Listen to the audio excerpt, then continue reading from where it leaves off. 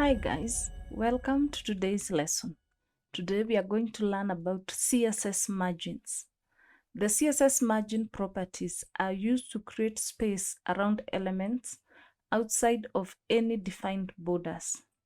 With CSS, you have full control over the margins. There are properties for setting the margins for each side of an element. We have top, right, bottom, and left. Let us look at an example here. In our Visual Studio, create a folder and name it Day2. Inside Day2, we are going to have another folder, the CSS folder, and inside the CSS folder, we have style.css file and our index.html file. So we will begin by writing the exclamation mark and then hit on tab. And we are going to have a header in our body. In our body element, let us have a header too. I'm going to write using individual margin properties. We are going to have a div. I will copy and paste a sample text that we are going to use. At the bottom of our Visual Studio Code, click on Go Live to activate our live server.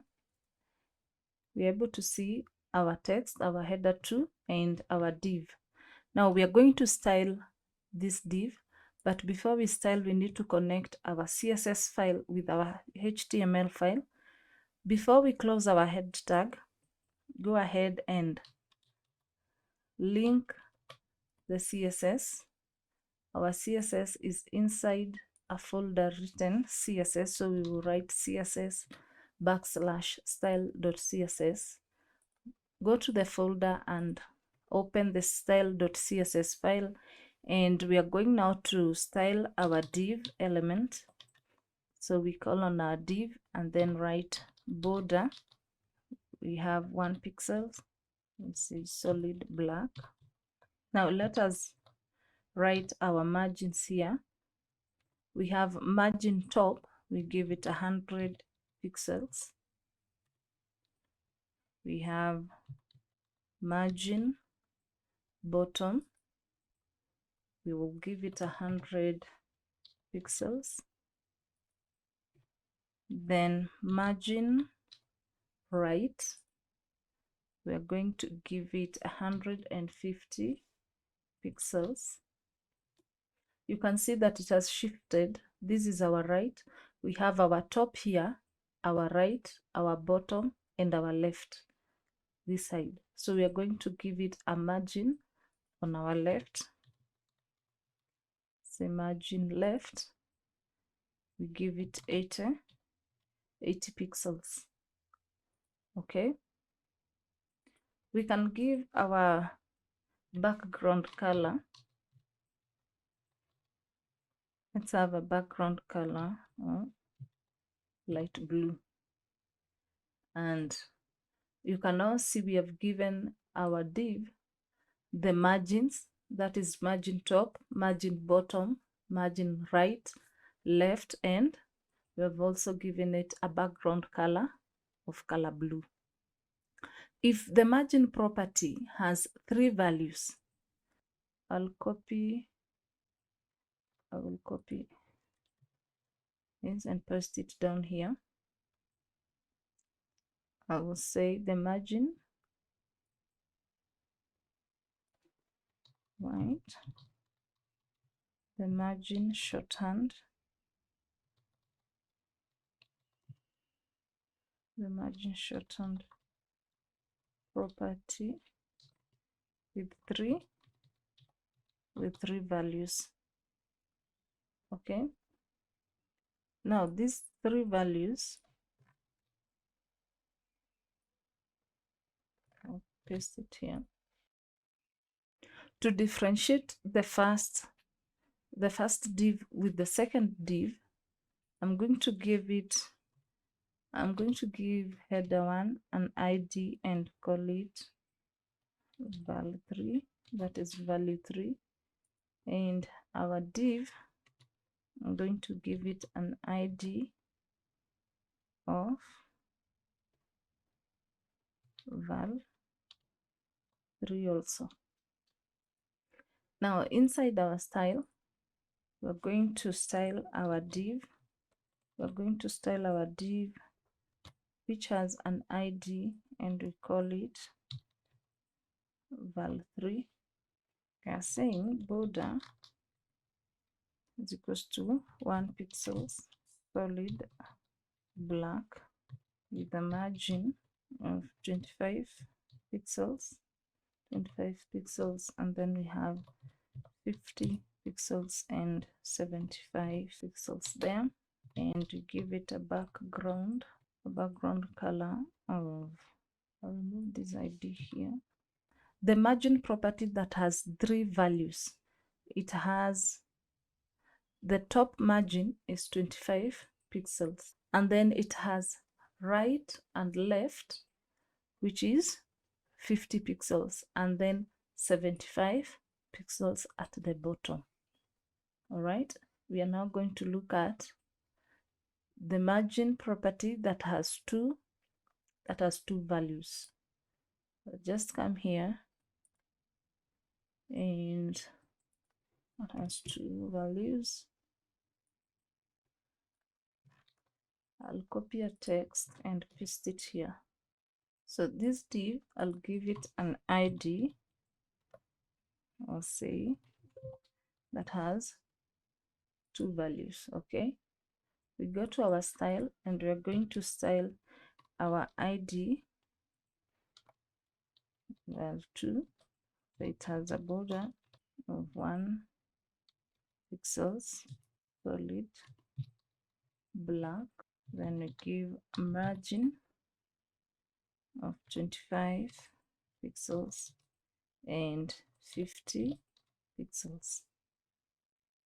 And then we give it a background color so that we can see how the background color will be, and we can give it tomato. If the margin property has 2 values, top and bottom margins are 25 pixels, then right and left margins are 50 pixels.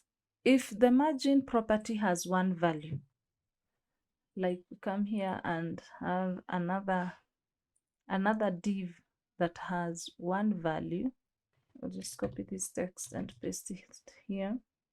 If this has 1 value, let us give it an ID and call our ID val1.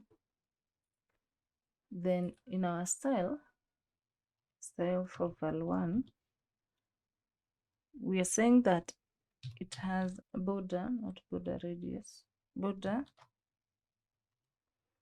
1 pixels solid black, and then it has a margin of 25 pixels, and let us give it a background color. We can give it that background color. Now this means that the top margin will be 25 pixels, the bottom margin will be 25, right and left margin will be 25 pixels. You can set the margin property to auto, to horizontally center the element within its container. The element will then take up the specified width, and the remaining space will be split equally between left and right margins. Okay, if we can use the same here, but instead of writing margin to be 25 pixels, we can just write margin to be auto, and it now centers our div. The next thing we are going to look at is CSS padding. Padding is used to create space around an element's content inside of any defined borders. Padding has the same properties like margin. The margin top, that is padding top, padding bottom, padding right and left. All right, so let us look at an example. I'm going to copy this text, and inside here I'm going to write this text and let's change it to header 3. And our div, I'm going to give it an ID and call it padding 1. So let us continue and go to our style page, and we're going to style our ID. We've called it padding 1, that is pad 1. Going to give it a border of 1 pixels, solid black, and then let's change the background color, and we give it that background color beige. Then padding, begin with padding top, and we give it 50 pixels. Then padding right, 30 pixels. Then we have padding bottom, we're going to give it 80 pixels, and padding left, that is this side, the left side, we are going to give it 80 pixels. Now this div element has a top padding of 50 pixels, a right padding of 30, a bottom padding of 50 pixels, and a left padding of 80 pixels. So padding, it creates or it generates a space around the element content, this element content. So padding creates a space around an element content. The other thing we are going to look at is what is called CSS height, width, and maximum width. The CSS height and width properties are used to set the height and width of an element. The CSS maximum width property is used to set the maximum width of an element. So we are looking at this CSS height and width property. This div element has a height of 50 pixels and a width of 100 pixels. Let us go ahead and style our div. Our div, we are going to give it an ID, and this ID we will call it's an ID of height 1.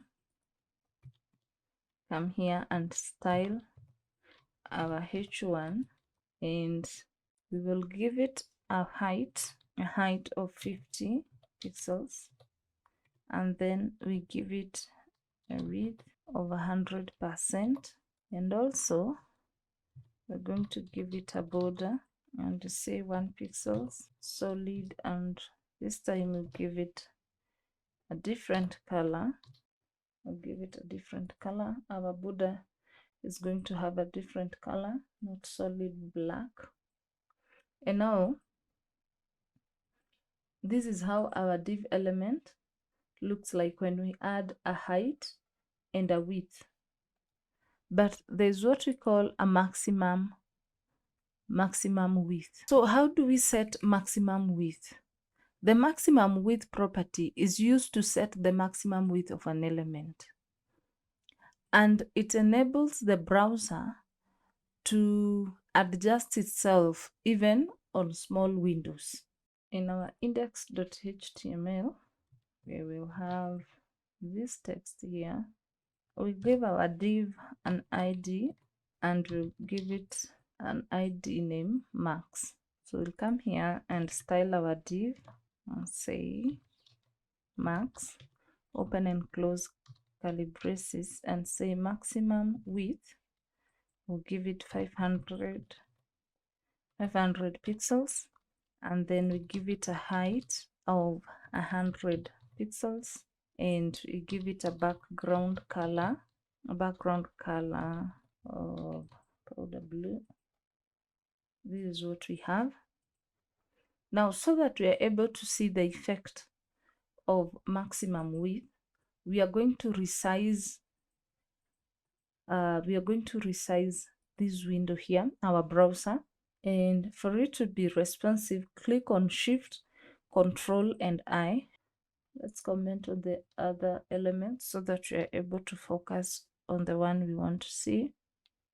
And when we resize, you can see that our element, our div element is adjusting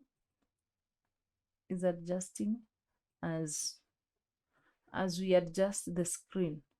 The next thing we are going to look at is what we call CSS box model. All HTML elements can be considered as boxes. The term box model is used when talking about design and layout. The CSS box model is essentially a box that wraps around every HTML element. It consists of content, what you write here or whatever you put inside here, and then it has a padding, borders, and margins. The content of the box is where the text and images appear. The padding, it clears an area around the content, and a border, it's what goes around the padding and content. And then we have the margin. The margin is the space between the border and other elements. To demonstrate this, we can look at an example. I will copy and paste our sample text here. We are demonstrating the box model, okay? And we've said that the box model applies to every element in our HTML page. So let us come here and style our element. Background color, we give it light gray. Let's give it light gray. And a width, give it 300 pixels. Border, we say 15 pixels. Solid green. And then we have our padding, we say 50 pixels on all four, and then our margin is 20 pixels. So this one enables us to see that now we have our content here, which is our text, and after our text we have our padding area, which is the space between the border and the content. And then we have the border, that is the green border here, which is 15 pixels. And then we have the margin, which is the space between the border and other elements. Other elements like this paragraph that we have here. So we have a space between this element and this one, and this is what we call a margin. Let us look at CSS outline. An outline is a line drawn outside the element's border. And in our sample here, in this example that we have here, we can go ahead and write an outline, and let's give it an outline solid, and we give it 10 pixels. All right. Now, this is what we call an outline. And an outline, we've said it is a line that is drawn around elements outside the borders to make the element stand out. And it has different attributes. It has outline style, it has outline color, it has width, and it has offset. When we talk of outline style, we discussed about this. They are the dotted, dashed, solid, double. Like instead of writing here solid, instead of saying solid, I can write dashed. You can say dashed, so you can have an outline. The next thing we are going to look at is the CSS text. And CSS has a lot of properties for formatting text. We have the text color. In our sample here, we have the text color. We had discussed about this earlier along. And we can have text color and background color. We had looked on this on our previous tutorials. If you haven't, you can just go ahead and visit our previous tutorials and you'll be able to look at them. The text alignment, we looked at them, the text spacing. Maybe what we can look at is what we call the text shadow effect. The text shadow effect in our header, like the one we have, our heading 2, we can go ahead and write text shadow and we say 2 pixels with 2 pixels. And you're able to see the shadow on this heading 2 that we have here. All right. In our text shadow, we can also go ahead and add color to our text shadow. We can go ahead and write, we can give it color red. We can also blur our color. We can blur our color by writing here. We come here and say 5 pixels red. Okay, instead of it being conspicuous, we can blur our color. We can blur it with 5 pixels. So the next thing we are going to look at is CSS fonts. The font selection is very important when we are building our websites. And choosing the right font has a huge impact on how readers experience a website. We have what we call the generic font families, and these are the serif, the sans serifs, and monospace, cursive, and fantasy. The difference between the serif and sans serif fonts is that on computer screens, sans serif fonts are considered easier to read than the serif fonts. All right. So we have what we call the font family property that we have been using a lot. And this font family property should hold several names as a fallback. Like in our header 2 or in our paragraph here, this paragraph, we can come here and style our paragraph and give it a font family. When writing the font family, you begin with the font that you want, and then the fallback fonts will follow the next one. Like, and you can have Franklin, and you can see that our paragraph has changed its font to Franklin Gothic Medium. If the browser cannot access this first font, then it falls back to the second one and the third one. All right. If you found this tutorial to be helpful, go ahead and subscribe to this channel. You can like and click on the notification bell so that you'll be notified when the next tutorial is uploaded. And also go ahead and share this video with your friends and learn more about CSS.